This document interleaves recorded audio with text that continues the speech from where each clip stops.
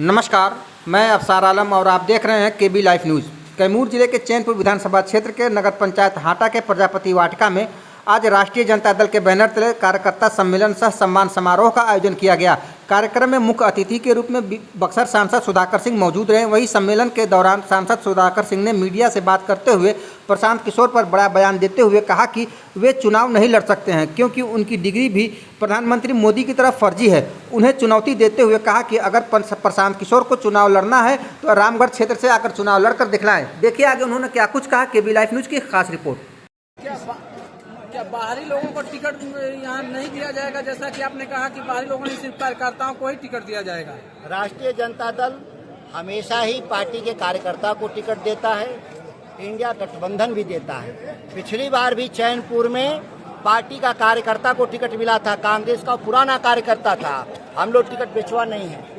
कहा जाता है कि शाहबाद का टिकट जगदानंद के द्वारा ही दिया जाता है। नहीं, पूरे बिहार का टिकट लालू प्रसाद जी देते हैं, उनके दस्तखत के से सिंबल पर टिकट मिलता है। तो क्या तेज प्रताप को घर से निकाल दिया गया है, वो अलग पार्टी बना कर लड़ रहा है, क्या राजद पे प्रभाव पड़ेगा इसका? उनकी इस मामले में इस तरह की राय वही बता सकते हैं।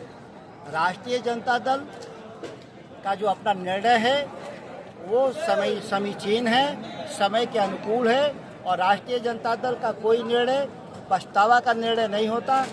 बाकी प्रभाव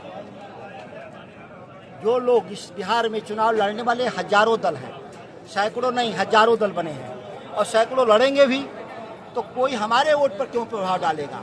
विरोधी के वोट पर प्रभाव पड़ेगा। प्रशांत किशोर की पार्टी कितना असर डाल पाएगी इस चुनाव में? प्रशांत किशोर जी पर दूसरे के लिए झाल बजाते थे, डमरू बजाते थे, झूठ बोलते थे मन से जा करके। अब अपने लिए वो काम कर रहे हैं। तो चुनाव के बाद पता चलेगा कि दूसरे को लड़ाना तो थोड़ा आसान है, अपने लड़ना थोड़ा कठिन है। लेकिन मुझे खबरें हैं कि वो लड़ेंगे भी नहीं डर से। जब ही लड़ेंगे उनका पोल खुल जाएगा कि कितना जनाधार है, और उनके पास डिग्री नहीं है बीए वाली, फर्जी डिग्री वो भी मोदी जी ऐसा लेके घूम रहे हैं। इसीलिए एफिडेविट देना पड़ेगा। एफिडेविट में उनके पास डिग्री है नहीं और दूसरे की डिग्री जांच रहे हैं। तो मेरी जानकारी में चुनाव नहीं लड़ेंगे। अगर प्रशांत किशोर जी को लगता है कि चुनाव लड़ना चाहिए तो कहीं नहीं रामगढ़ आके लड़ना चाहिए। विधायिका संगीता कुमारी ने कहा कि हमें राजद में सम्मान नहीं मिला। एक आम महिला जिला परिषद की चुनाव हारे, जिला स्तर के कार्यकर्ता हो, उसको लालू प्रसाद जी टिकट दे करके एवेले बनवा देते हैं। इससे बड़ा कौन सम्मान है?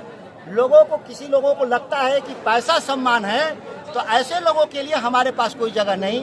पैसा तो भाजपा के पास है, अडानी अंबानी से लेकर वही दे सकते हैं लोग। बाकी जो पद का सम्मान, व्यक्तित्व का सम्मान राष्ट्रीय जनता दल कर देगा।